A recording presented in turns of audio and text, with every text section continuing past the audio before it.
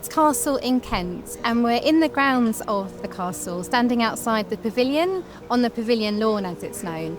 And this is where there are entertainments on site in Lady Bailey's heyday, the Pavilion being completed in 1929. And this site was very much part of her renovations. So the Pavilion played a key role in her weekends at Leeds Castle, where she'd invite all of her guests over to enjoy the grounds and the castle itself. There were tennis courts out here. This was the tennis pavilion/summer house, where guests were invited to change, have some refreshments. So it was really a key part of that long weekend entertainment offer at Leeds Castle. The pavilion has sat here in 14 years that I've worked here without being used at all. It's gently sighing into the landscape and dilapidating slowly, and it wasn't safe to use anymore. And we were working with PAYE on skills days for school children, and we started looking at the following year, at which point I think we mentioned that the pavilion was about the only space we had that didn't have a purpose and that we could use. So we came over to have a look at it, and first of all we had to remove all the debris from outside, and once we got inside the padlock it was a very sad state. They were really keen to do some work on the pavilion, something that hadn't been used for 40 years, probably really since Lady Bailey died, or even before then, in fact. The space was only really used as storage space. And in terms of us getting involved and working closely with the community, which is something that we want to do more of, it then presented an opportunity whereby we have the expertise, the castle has the space and the determination to push a project forward, and we were able to help with that. So we agreed to work with Leeds Castle on bringing this space back to life. We set ourselves a challenge with the castle to try and do this in 7 days. And over the last 7 days, we've worked round the clock to try and make this a usable space again. Because where I'm standing now is what used to be Lady Bailey's tennis courts. I mean, it's a beautiful setting. You've got views of the castle, you know, all the nature and the woodland around us. It's absolutely fantastic. And the castle were very keen to get this space operational again and used for something. So we're really pleased to be able to help with that and give our time and effort to make it a building that they can use again. One thing that we have at PAYE is a real passion for our built environment. We work on the historic fabric of our country on many iconic sites. So this is actually part of our DNA. It runs central to what we do, and bringing buildings back to life, that's our sweet spot. We love to be able to do that. And actually putting that into practice for future generations to enjoy, you can't illustrate that better than what we're doing with the pavilion. On an old building, you've got to show the building respect because it's got so much history involved in it. You can't just run and crash and bang, you've got to take it bit by bit. There could be something in there of major historical value you don't know, so you've got to really take your time, and you've got to factor that into the fact that you've got to then try and get it finished on time as well. You're saving the past for the future, aren't you? You're giving it longevity again, bringing it back to life.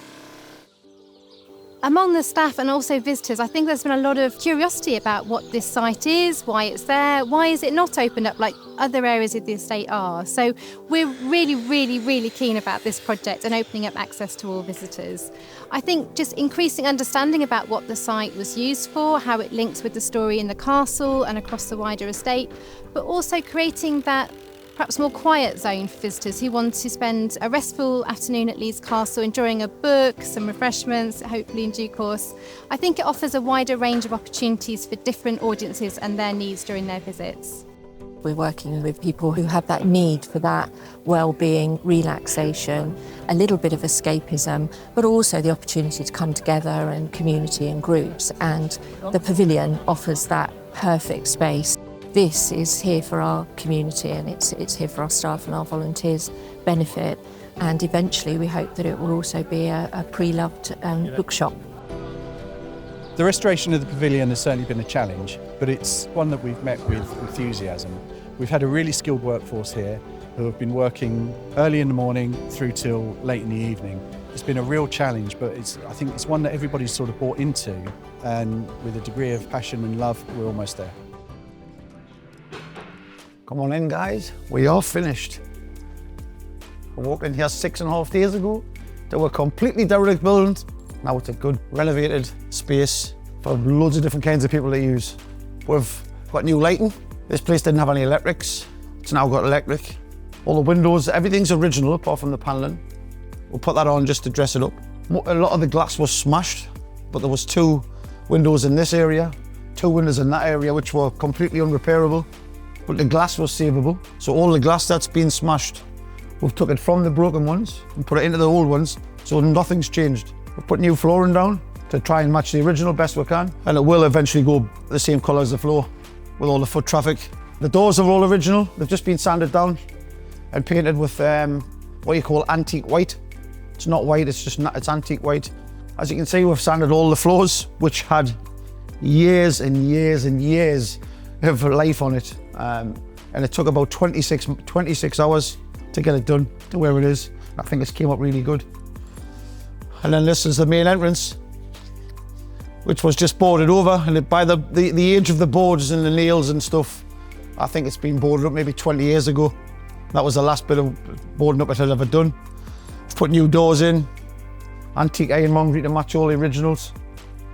We did source the original logs, which were very hard to find. We put some older ones in and some older ones for the age and mixed them all up, which I think looks totally original. I think everybody's done a great job.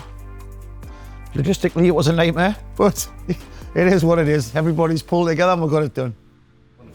It's incredible. Yeah. Absolutely incredible. I mean, I knew it would look good, but I mean, it's just surpassed my expectations. I have to say, I thought it would be good when it was done, but it's absolutely extraordinary.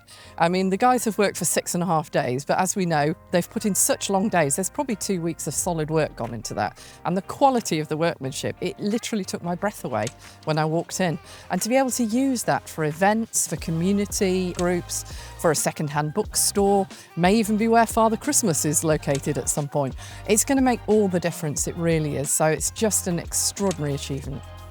It makes me really proud that the business is able to donate our time and our skills to enable this to happen. And I know the boys and girls that have been doing the work are also very proud, of what they're achieving. They'll stand back and they'll be really proud to be able to help and actually give something back to the community, which is one of the pillars of what our company has been striving towards over the last few years. Our engagement with the community, in particular the projects that we work on, and then the local community around those projects is really important to us as a business. So, we should be really proud of what we've achieved.